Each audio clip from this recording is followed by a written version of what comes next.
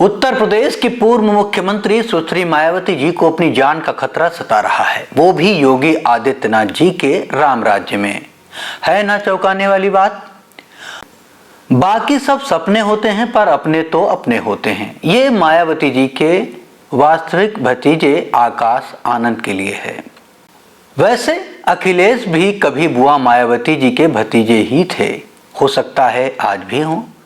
वही भतीजा जो आज गुंडों का सरगना है, जैसे पहले वो गुंडा नहीं था। जब लोकसभा चुनाव में महागठबंधन के नाम पर चुनाव लड़ा गया और उस चुनाव में कैसे बुआ और भतीजे की जोड़ी को मोदी सरकार पर भारी बताया गया, लेकिन इस चुनाव में फायदा कथित बुआ जी को हुआ। जो बसपा 0 पर थी वो 10 सीटों पर पहुंच गई और समाजवादी पार्टी को 2014 की तरह ही 5 सीटों पर ही संतोष करना पड़ा। एक बात समझ लीजिए कि आज जो कुछ भी आप करते हैं उसका भुगतान निकट भविष्य में आपको ही करना होगा। यही मायावती जी के साथ भी हो रहा है। अपने शासनकाल के दौरान आपको बता दें कि मायावती 4 बार प्रदेश की मुख्यमंत्री रही हैं। जाहिर है उन पर आरोप भी लगे, लेकिन आरोप इतने बड़े हैं कि उसके चलते उनके साथ साथ उनकी पार्टी को भी उसका खामियाजा भुगतना पड़ रहा है। नमस्कार, मैं हूं आपका दोस्त आंजनेय आशीष और आप देख रहे हैं न्यूज टुडे। पिछले 10 सालों से मायावती जी खामोश हैं या फिर कर दी गई हैं, ये आप समझ सकते हैं। राजनीतिक विश्लेषक ये बताते हैं कि मायावती जी का ये हाल इसलिए हुआ है क्योंकि उनके कार्यकाल में किए गए तमाम कामों पर ईडी और सीबीआई ने गहन जांच पड़ताल कर रखी है और यही उनकी सबसे बड़ी परेशानी है। वो क्यों है आप जान सकते हैं। चढ़ गुंडों की छाती पर बटन दबेगा हाथी पर, यह नारा कभी बहुजनों की पार्टी कहने वाली बसपा पर पूरी तरह सूट करता था। लोकसभा चुनाव जैसे जैसे नजदीक आ रहा है, नेताओं में जुबानी जंग तेज हो ही जाती है। जहां विपक्षी दलों में सीटों के बंटवारे को लेकर जुबानी जंग तेज चल रही है, वहीं सत्ता पक्ष राम मंदिर को बनाने में पूरी तन्मयता के साथ लगा हुआ है। लग रहा है देश में इसके अलावा और इससे बड़ा कोई काम नहीं है। उन्हें सीटों के बंटवारे की भी चिंता नहीं है, क्योंकि उन्हें यह पता है कि माहौल उन्हीं के पक्ष में बन रहा है और कुछ हद तक बन भी गया है। एनडीए गठबंधन सिर्फ नाम का गठबंधन है, जहां चलेगी तो सिर्फ और सिर्फ मोदी जी की ही। इन सब में बीएसपी अपने आप को अकेला महसूस कर रही थी। वही बीएसपी या फिर कहें कि मायावती जो कभी बहुजनों दलितों की मसीहा थी। बीते 9 वर्षों में जिस तरह से उनके वोट बैंक में सेंध लगी है वो सोचने का विषय है। बहरहाल लगातार राजनीतिक जमीन खोती बीएसपी ने अब धीरे धीरे वापस अपनी खोई हुई जमीन को वापस पाना शुरू कर दिया है। कभी यूपी की राजनीति में दबदबा रखने वाली बसपा अब हाशिए पर है, लेकिन बीते 2 दिनों में जो बयानबाजी मायावती की तरफ से हुई है वो बदलती राजनीति की ओर इशारा करती है या फिर भारी दबाव में की गई सिर्फ बयानबाजी की ओर। बहरहाल असली दर्द तो मायावती ही बयां कर सकती हैं। मायावती ने 1995 के गेस्ट हाउस कांड को याद कर अपना दर्द बयां किया है। दरअसल अखिलेश यादव शनिवार को बलिया में थे। मीडिया के एक सवाल, इंडिया गठबंधन में मायावती जुड़ती हैं तो क्या गठबंधन को फायदा होगा, इस पर उन्होंने कहा था, चुनाव के बाद की गारंटी कौन लेगा, यानी बाद में मायावती किस पार्टी के साथ चली जाएं, इसकी गारंटी कौन लेगा। बस फिर क्या था, ये बात सुश्री मायावती को नागवार गुजरी। मायावती ने सोशल साइट एक्स पर पोस्ट किया। उन्होंने लिखा, अपनी व अपनी सरकार की खासकर दलित विरोधी रही आदतों, नीतियों एवं कार्यशैली आदि से मजबूर सपा प्रमुख द्वारा बीएसपी पर अनर्गल तंज कसने से पहले उन्हें अपने गिरेबान में भी झांक कर जरूर देख लेना चाहिए कि उनका दामन भाजपा को बढ़ाने व उनसे मेल जोल के मामले में कितना दागदार है। इसके साथ ही तत्कालीन सपा प्रमुख द्वारा भाजपा को संसदीय चुनाव जीतने से पहले व उसके उपरांत आशीर्वाद दिए जाने को कौन भुला सकता है, और फिर भाजपा सरकार बनने पर उनके नेतृत्व से सपा नेतृत्व का मिलना जुलना जनता कैसे भुला सकती है। ऐसे में सपा सांप्रदायिक ताकतों से लड़े तो यही उचित होगा। बसपा सुप्रीमो मायावती ने लगातार दूसरे दिन भी सपा प्रमुख अखिलेश यादव पर निशाना साधा। उन्होंने 28 साल पहले हुए गेस्ट हाउस कांड का भी जिक्र किया। उन्होंने कहा, सपा के 2 जून 1995 के घिनौने कृत्यों को कोई भूला नहीं है। उन्होंने भाजपा सरकार से मौजूदा बसपा ऑफिस को दूसरे सुरक्षित स्थान पर शिफ्ट करने का भी आग्रह किया। मायावती ने आगे लिखा, उनकी सरकारों यानी कि सपा में बसपा के स्टेट ऑफिस के पास ऊंचा पुल बनाने का काम किया गया, जहां से अराजक तत्व पार्टी दफ्तर और कर्मचारियों व राष्ट्रीय प्रमुख को हानि तक पहुंचा सकते हैं। इस वजह से पार्टी के महापुरुषों की प्रतिमाओं को वहां से हटाकर निवास पर शिफ्ट करना पड़ा। मायावती ने कहा कि सिर्फ यही नहीं, सुरक्षा के चलते ही वह ज्यादातर पार्टी की बैठक अपने आवास पर ही करती हैं। उन्होंने मौजूदा यूपी सरकार से बसपा के प्रदेश कार्यालय को दूसरे सुरक्षित स्थान पर शिफ्ट करने का भी अनुरोध किया। मायावती ने यूपी सरकार से मांग की है कि वह दलित विरोधी तत्वों से सख्ती से निपटे। उनके बसपा कार्यालय में जाने पर अतिरिक्त सुरक्षा करनी पड़ती है। बसपा कार्यालय पर कोई अनहोनी भी हो सकती है।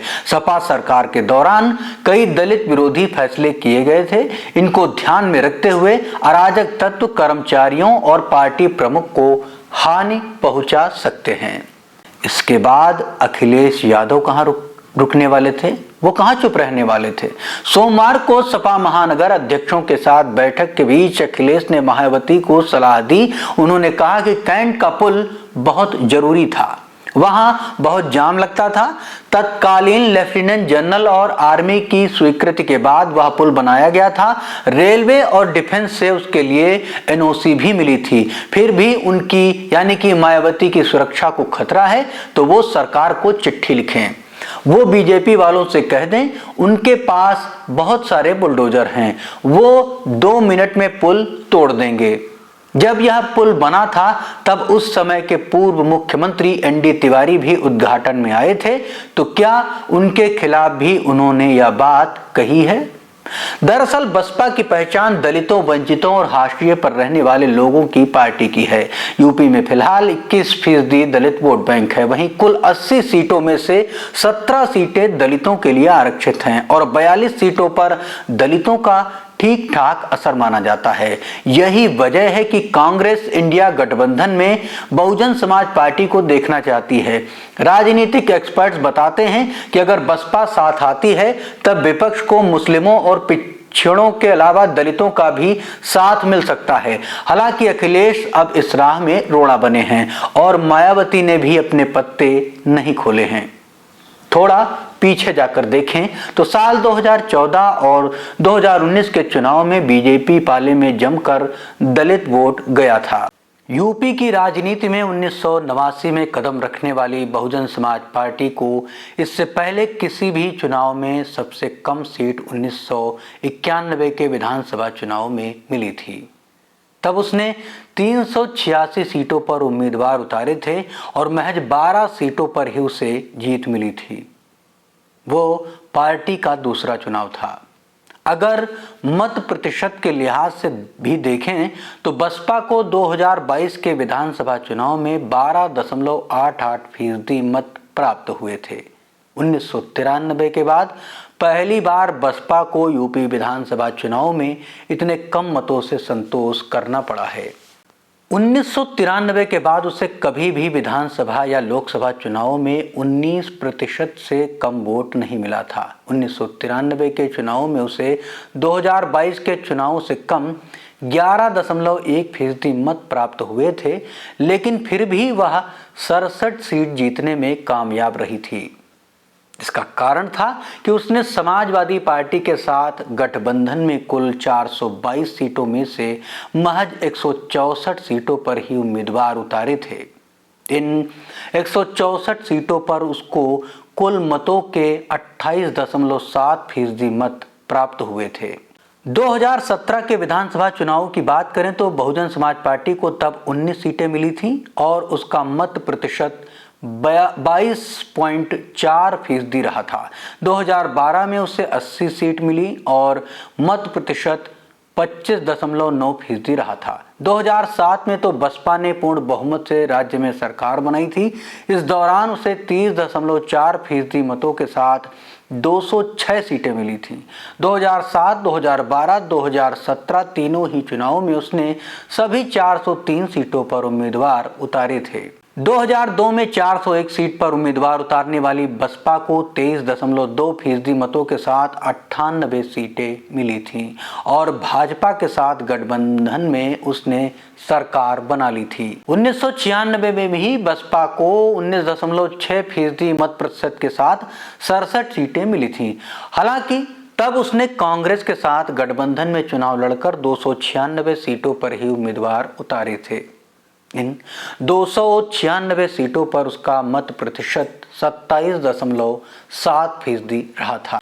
अगर बात बसपा के शुरुआती दो चुनावों 1989 और 1991 की करें तो अपने पहले ही चुनाव में उसे 13 सीटें मिली थी। उसने 372 उम्मीदवार उतारे थे और 9.4% मत प्राप्त किए थे, जबकि 1991 में उसने 386 उम्मीदवार उतारे और 9.4% मतों के साथ 12 सीटें उसे मिली थी। बसपा की मजबूती का आधार उसे मिलने वाला दलित समुदाय का वोट रहा।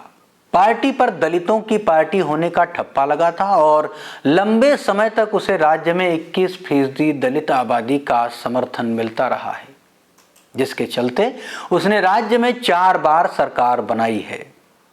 एक बार पूर्ण बहुमत के साथ तो 3 बार गठबंधन में। चारों बार मायावती ही मुख्यमंत्री रही, इसलिए एक वक्त दलितों की सर्वमान्य नेता होने का दावा करने वाली मायावती खुद को भावी प्रधानमंत्री के रूप में पेश करती थी। बीते 3 दशक में बसपा को लेकर राजनीतिक गलियारों में यह बात सर्वसम्मति से स्थापित हो चुकी थी कि उनका 20% के आसपास वोट तो स्थायी है ही, न सिर्फ विधानसभा चुनाव बल्कि लोकसभा चुनाव में भी, बुरे से बुरे दौर में भी बसपा को 20% के आसपास वोट मिलता रहा है। 2014 के लोकसभा चुनावों में जब बसपा ने अपने इतिहास में पहली बार 0 सीट संख्या का स्वाद चखा था, तब भी वह 19.7% वोट हासिल करने में कामयाब रही थी।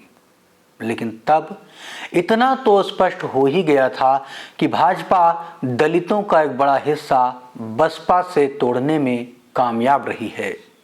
उधर मायावती की सुरक्षा को लेकर प्रदेश के उप मुख्यमंत्री केशव प्रसाद मौर्य क्या कहते हैं, सुन लीजिए। सुरक्षा का उन्होंने भाव दिखाया है कि सुरक्षा की दृष्टि से सरकार उनको एक नई जगह दी, जिससे वो जो है आदरणीय बहन मायावती जी उत्तर प्रदेश की पूर्व मुख्यमंत्री हैं, बहुजन समाजवादी पार्टी की राष्ट्रीय अध्यक्ष हैं और भारतीय जनता पार्टी की प्रदेश में सरकार है।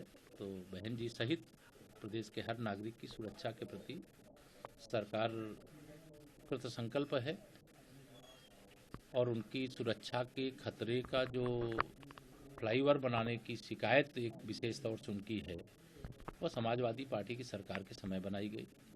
और समाजवादी पार्टी वैसे भी चाहे दलित हो, चाहे पिछड़ा हो और चाहे गरीब हो, चाहे किसान हो, चाहे महिलाएं हों, उनके विरोध में सदैव आचरण किया है। और बहन मायावती को तो स्टेट गेस्ट हाउस कांड के समय उनको जीवित भी नहीं छोड़ने की स्थिति थी। भारतीय जनता पार्टी ने उनको बचाने के लिए पूरा हमारे उस समय के नेता ब्रह्मदत्त द्विवेदी जी की अगुवाई में पूरी ताकत से लोग लड़े और उसका परिणाम ये हुआ कि वो सुरक्षित बची।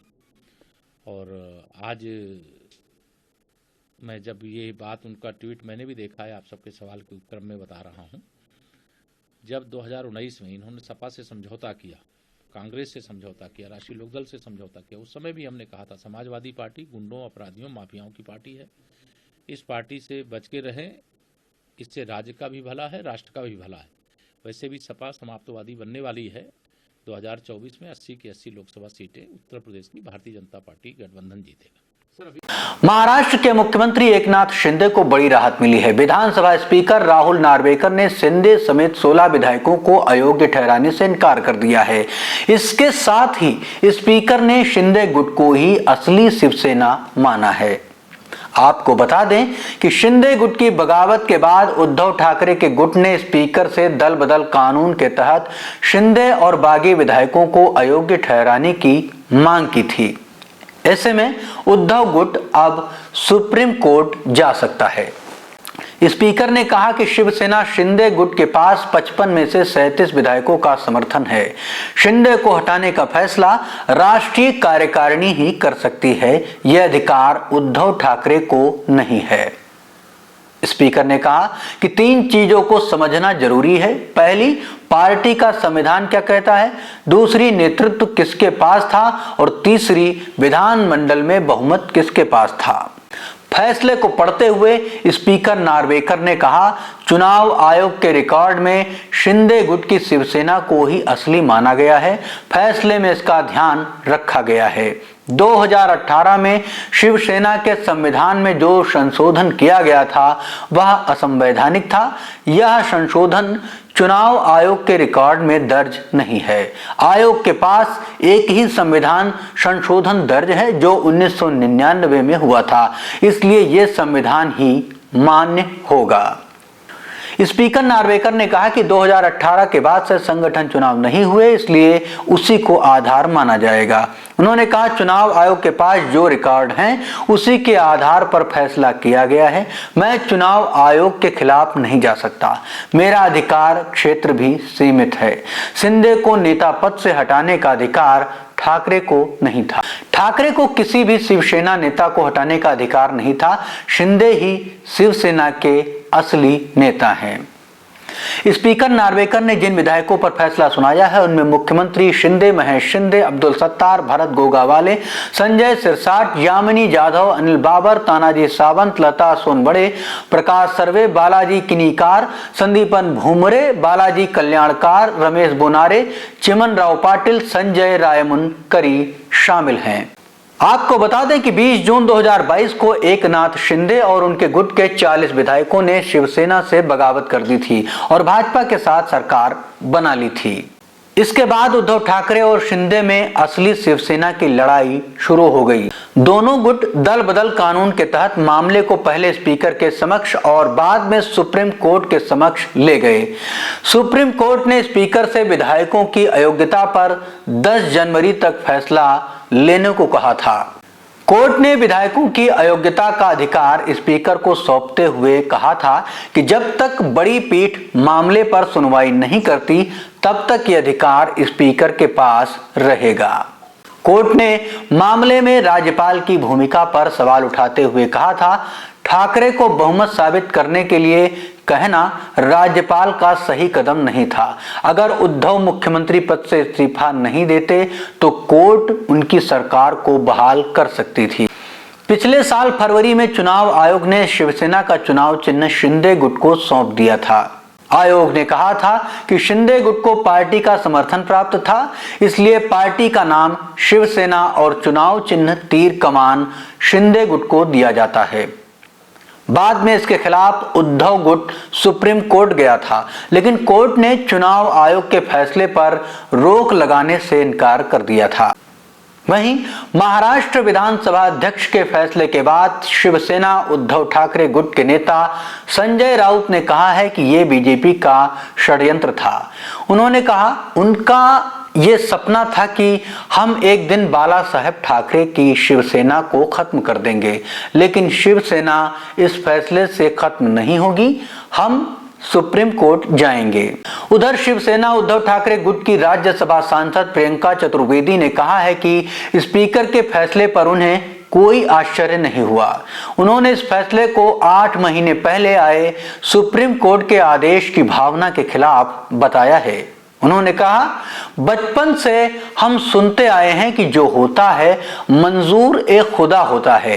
चूंकि हम गणतंत्र हैं इसलिए यहाँ जो भी होता है वो संविधान से होता है। लेकिन 2014 से एक नई परंपरा शुरू हुई है। जो होता है मंजूर अमित शाह और नरेंद्र मोदी होता है। नमस्कार, मैं हूं आपका दोस्त आंजनेय आशीष।